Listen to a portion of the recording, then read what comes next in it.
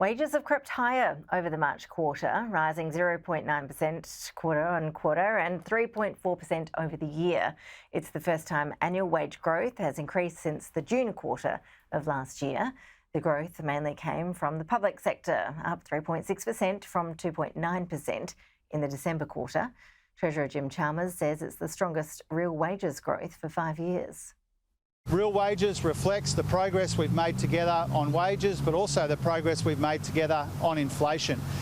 We've got wages growing and we've got inflation falling, and those are really the key elements of this soft landing that we have been engineering in our economy at a time of really substantial global economic uncertainty.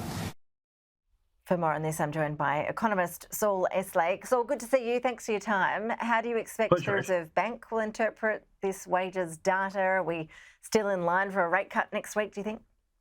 Well, the answer to that question is yes. I think it's highly likely, though you never say with absolute certainty, but highly likely that the Reserve Bank will deliver another 25 basis point rate cut at its meeting next week. Although I think just as they were after the first rate cut in February, they'll be keen to hose down expectations that there's a whole slew of further rate reductions to be coming, even though that's what financial markets are pricing and many economists are forecasting. On the wages data itself that was released today, I think the Reserve Bank's main focus will be on the figure for the private sector, which showed an increase of 3.3% over the year to the March quarter, the same as for the December quarter. But importantly, that's down from a peak of 4.2% in the second half of 2024, despite the fact that the unemployment rate has never gotten anywhere near the 4.5% figure that both the Reserve Bank and the Treasury have often said is the level they regard as consistent with sustainable full employment, or to put it differently, inflation running at the midpoint of their target band of 2 to 3%. Yes, the overall figure was higher than that, as you said, but as you also said, that was entirely due to a very large proportion of public sector workers getting pay rises in the March quarter. 41% of public sector employees got a pay rise in the March quarter. That was the highest proportion of public sector workers since 2018, and that seems in particular to reflect some large pay settlements in New South Wales that the state government there has indicated. That's a problem for taxpayers in New South Wales, but most of the services that are produced by those employees aren't priced, or if they are priced, they don't get into the CPI, so it doesn't really have the same sort of inflationary implications as would be the case if you had seen private sector wages growth pick up to over 3.5%.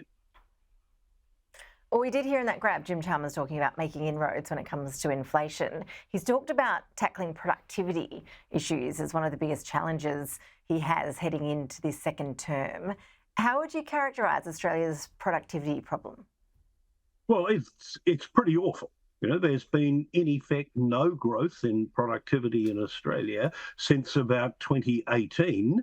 And, you know, we're not unique in that respect. The US is something of an outlier where productivity growth has been higher than the pre-COVID trend. But Australia, like most other so-called advanced economies, has experienced abysmally slow productivity growth over the past decade, and in particular over the past 5 or 6 years. And that's worrying because ultimately productivity growth is the only sustainable source of increases in real wages that Jim Chalmers was celebrating there. I mean, you can have an increase in real wages for a relatively short period without an improvement in productivity growth. But if you want to have wages growing at, say, 4%, while inflation is at 2.5%, then you need to have sustained productivity growth of 1.5% per annum, and we're nowhere near that in Australia at this stage. So, you know, it's right that the Treasurer is saying that his focus for this parliamentary term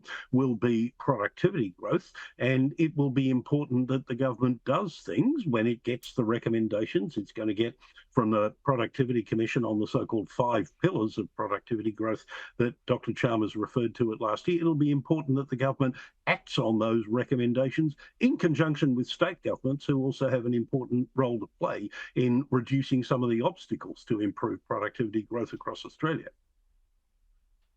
So, Eslake, always appreciate you making the time for us. Thank you.